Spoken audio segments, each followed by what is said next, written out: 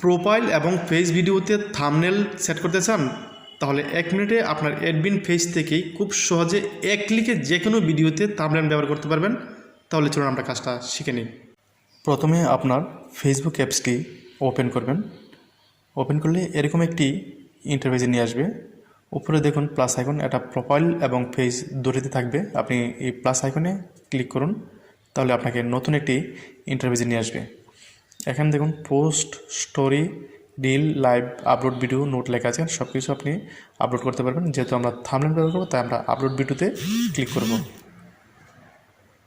Upload ভিডিওতে click করার পর আপনাকে সরাসরি গ্যালারিতে নিয়ে যাবে। আপনার পছন্দ অনুযায়ী যে ভিডিওটি আপনি পোস্ট করবেন সেটাতে ক্লিক করবেন।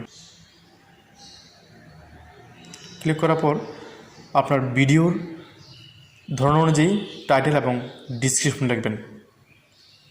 নিচে দেখুন থাম্বনেল অ্যাড আছে। এখানে আপনার ভিডিওর অনেকগুলো থাম্বনেল দেখাচ্ছে। আপনার পছন্দ সে এখান থেকে করতে পারেন। যেহেতু আমরা থাম্বনেল অ্যাড করবো, তাহলে আমরা থাম্বনেলে ক্লিক করব।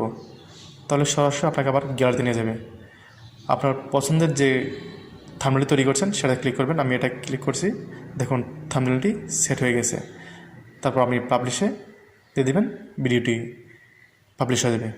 ভিডিওটি আপনার কাজে আসলে অন্যের প্রয়োজনে শেয়ার করে দিন এবং লাইক এবং ফলো করে পাশে থাকুন।